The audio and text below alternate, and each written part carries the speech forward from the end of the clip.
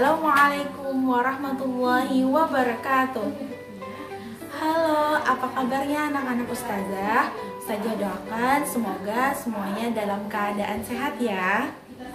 Hari ini kita akan melanjutkan pembelajaran sebelumnya, yaitu pembelajaran subtema 2 pembelajaran 3. Sebelum memulai pembelajaran pada hari ini, mari kita sama-sama membaca basmalah. Bismillahirrahmanirrahim.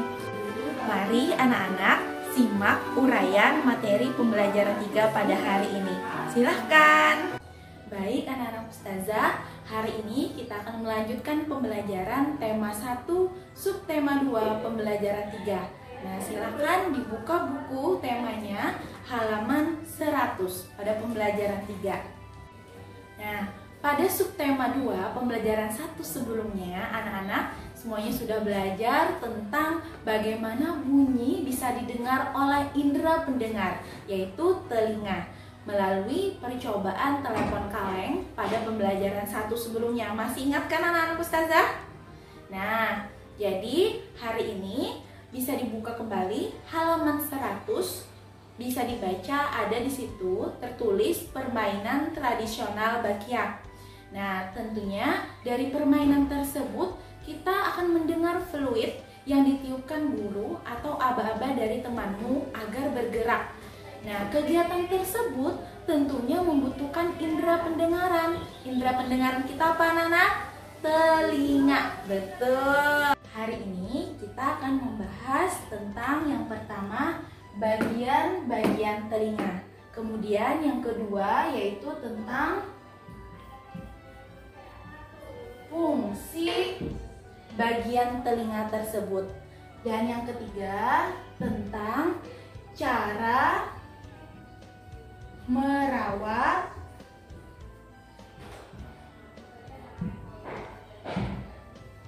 telinga. Nah, jadi hari ini anak-anak kita 3 ya poin yang kita bahas.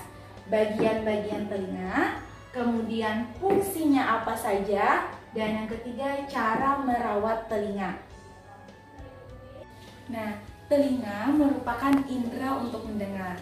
Setiap hari kita mendengarkan berbagai macam suara, tetapi tidak semua suara dapat kita dengar. Nah, jadi seperti itu anak-anak ustazah ya. Tadi apa? Telinga, indera untuk mendengar. Baik, selanjutnya bagian-bagian telinga. Ini sudah ustazah gambarkan. Anak-anak bisa perhatikan satu persatu. Nanti akan ustazah tuliskan ini namanya apa dan fungsinya apa. Nah, yang pertama, satu daun telinga. Nah, ini merupakan daun telinga. Daun telinga ini berfungsi untuk menangkap suara dari luar. Nah, anak-anak ustazah, kita akan sama-sama menyebutkan bagian-bagian telinga apa saja. Ini ustazah kasih gambaran umumnya. Yang pertama, gambar nomor 1 ini itu menunjukkan daun telinga. Daun telinga berfungsi untuk menangkap suara dari luar. Nah, selanjutnya yang kedua ini disebut dengan rongga telinga. Rongga telinga sendiri itu berfungsi untuk mencegah masuknya air, kemudian merekatkan kotoran maupun hewan kecil yang masuk ke dalam telinga. Selanjutnya yang ketiga ini adalah bagian tengah pada telinga. Itu ada tulang martil, kemudian ada tulang landasan dan tulang sanggurdi. Yang ketiga ini berfungsi untuk menerima suara yang ditangkap dari telinga bagian luar tadi. Anak-anak ustazah, sampai situ paham? Baik. Selanjutnya, pada bagian yang keenam, nah ini adalah merupakan gendang telinga. Gendang telinga ini yang menerima getaran.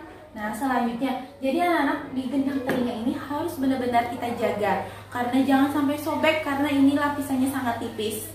Selanjutnya yang ketujuh ini adalah rumah siput. Nah, yang terakhir itu ada saluran Eustachius.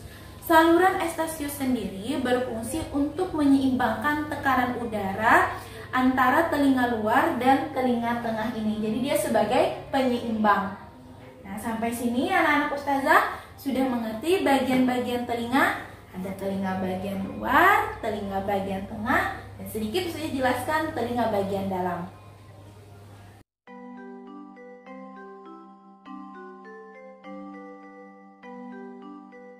Baik, setelah bagian-bagian telinga beserta fungsinya, kita akan lanjut ke cara kerja telinga. Cara kerja telinga sampai kita benar-benar menerima suara. Nah, jadi itu bagaimana? Jadi anak-anak ustazah, yang pertama, suara berasal dari luar, kemudian masuk ke telinga melalui udara. Suara ditangkap oleh gendang telinga. Nah, akibatnya gendang telinga itu akan bergetar. Getaran diteruskan oleh tulang-tulang pendengar yang ini. Nah, kemudian masuk ke telinga bagian dalam sampai ujung otot saraf. Kemudian dari ujung otot saraf itu nantinya disampaikan ke otak. Lalu kita semua bisa mendengar. Jadi anak-anak ustazah, betapa Allah menciptakan indera pendengaran yang satu ini bisa menangkap suara dari mana saja. Nah, seperti itu ya cara kerja telinganya. Nah, dan yang terakhir kita akan membahas tentang ini ya, cara memelihara kesehatan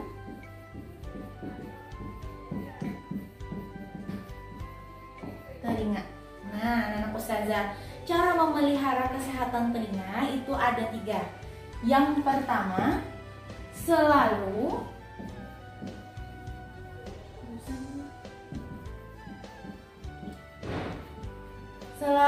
membersihkan telinga dengan teratur. Nah, seperti itu. Kemudian yang kedua, membersihkan menggunakan benda yang lunak seperti kapas. Jadi dibersihkan dengan benda yang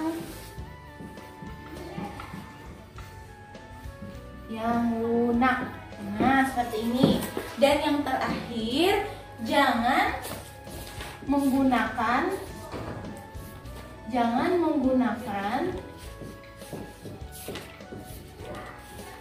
benda yang keras atau tajam. Nah, benda yang keras atau tajam. Jadi ini adalah 3 cara memelihara kesehatan telinga anak-anak. Nah, itu tadi materi penjelasan pada hari ini. Anak-anak ustazah bagaimana, sudah mengerti? Nah, untuk lebih memahami pembelajaran pada hari ini, maka kita akan mencoba melakukan latihan. Nah, jadi anak-anak ustazah, pada halaman 103 di buku siswa, anak-anak akan membuat peta pikiran tentang indera pendengaran.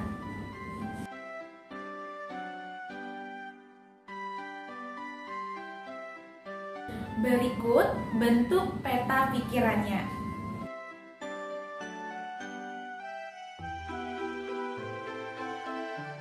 Bagaimana anak-anak ustazah setelah menyimak video pembelajaran tadi? Kalau ada yang belum mengerti, silahkan tanyakan ke wali kelasnya masing-masing melalui via WA. Nah, demikian pembelajaran kita pada hari ini. Jangan lupa latihannya dikerjakan ya, dan dikumpul paling lambat pukul 22 WITA hari ini. Salah hilap, ustazah mohon maaf. Tetap semangat ya belajarnya. Wassalamualaikum warahmatullahi wabarakatuh.